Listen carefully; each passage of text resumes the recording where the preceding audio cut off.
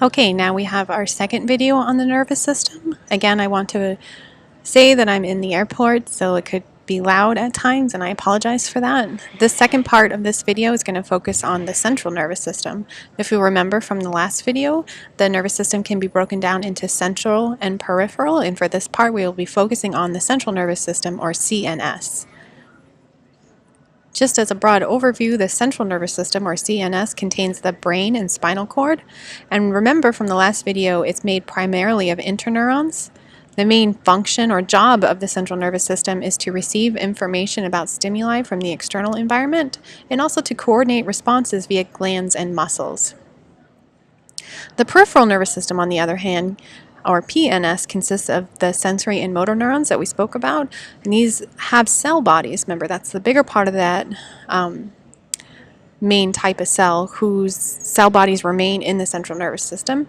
It also consists of cranial nerves, and these are nerves that originate from the brain, and also spinal cords, which are nerves that originate from the spinal cord.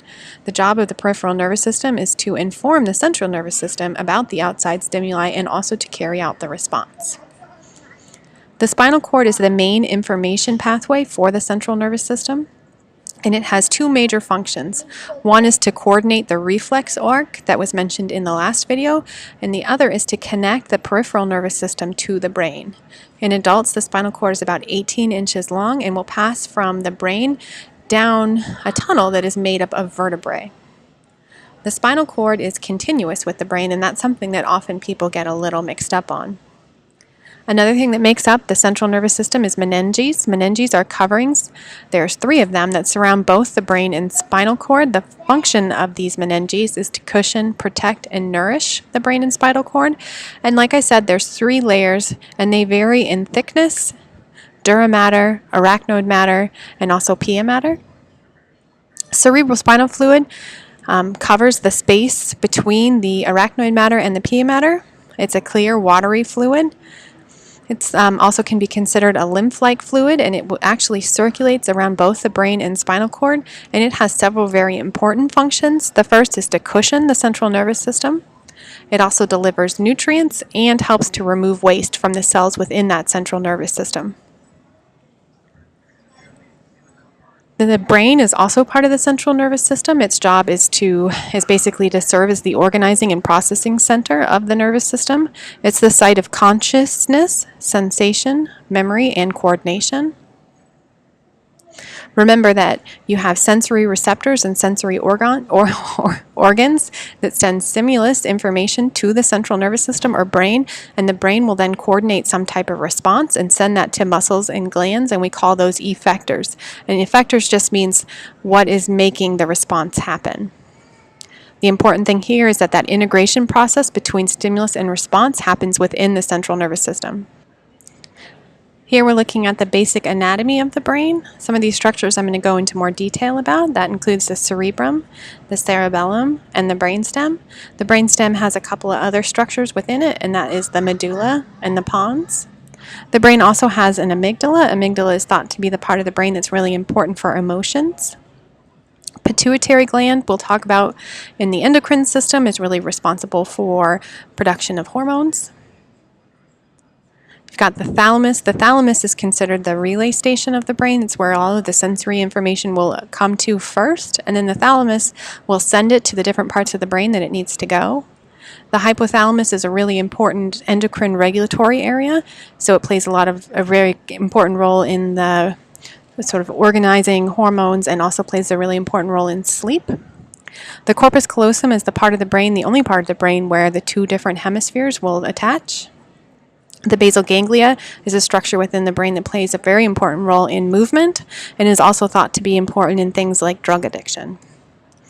More on the cerebrum here. The cerebrum is the largest part of the brain. It contains the neurons that interpret the sensory impulses from the sensory organs, and also neurons for initiating motor impulses. So it's got neurons in it that receive sensory information and also send motor information. It's a center for perception, reasoning, and memory. And it's considered to be the part of the brain that largely determines a person's intelligence and personality. If you were to look at a bunch of brains from different species, like a rat or a dog, you would see that the cerebrum is the part of the brain largely that changes between organisms. The basic structures of the cerebrum has three main parts, and that's the cerebral cortex, the basal ganglia, and the medullary body. It's also divided into, there we go. It's also divided into two hemispheres, left and right, which are connected by the corpus callosum. The surface of the cerebrum has many convolutions that we call gyri, and shallow grooves that we call sulci, and even deeper grooves that we call fissures. Right hemisphere and left hemisphere there. Corpus callosum in the middle. And then you can see fissures are the deep grooves, and the gyri are the bumps. Sulci are the smaller grooves. The cerebrum is divided into two hemispheres. Each hemisphere is further divided into four different lobes: frontal lobe, parietal lobe, temporal lobe, and occipital lobe, and each one of these lobes will oversee different brain functions. If we were to look more specifically at the different lobes of the brain, the frontal cortex is important in thought processing, problem solving, making deliberate conscious movements, also consciousness and emotions. Parietal cortex is much more important when it comes to sensory input processing. Also, the body orientation kind of means where your body is in space. So if you're flinging your arm all in the air, the parietal cortex would be responsible for keeping track of where exactly your arm is. And also attention, so trying to orient yourself and pay attention to things. Temporal cortex is important for auditory processing, also language comprehension and speech. And these, well, maybe sound related, they are. They're also very different processes within the brain.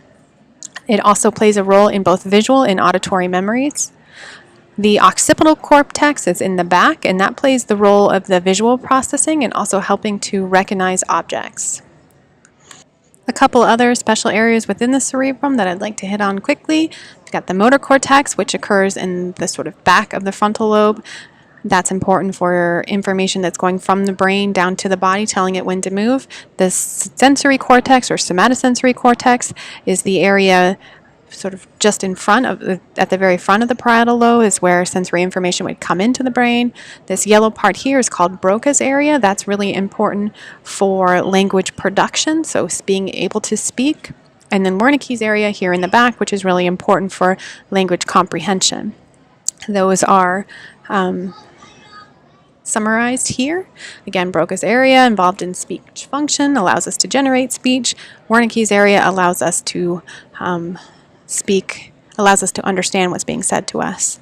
The cerebellum is another part of the central nervous system. It's located below the cerebrum, and it's really important for coordinating all motor activity. It helps to maintain posture, walk smoothly. It also helps with more complex motor actions. It receives stimuli from sensory receptors that helps determine what muscles need to contract and relax while you're making those motor movements. And it communicates with the rest of the central nervous system by three pairs of nerves that we're not really going to get into, but the name is fun. The nerve tracts themselves are called peduncles. It's a good Scrabble word. One of the things that I often use as an example for the function of the cerebellum is talking about alcohol intoxication. And when somebody is intoxicated with larger amounts of alcohol, often one of the first things that happens is they lose their balance and ability to move smoothly, and that's largely because alcohol has a very large effect within the cerebellum. The brainstem is the next region. The brainstem is important because it's, well, for a lot of reasons, one of the things it does is connect the cerebrum to the brain and spinal cord. It contains a number of structures and functions. It's the vehicle for sensory and motor information between the peripheral nervous system and the central nervous system. So it's like the coordination part from it. It's also very important because it's what controls basic body function, such as breathing rate, heart rate, blood pressure, and alertness. And that will do it for the central nervous system.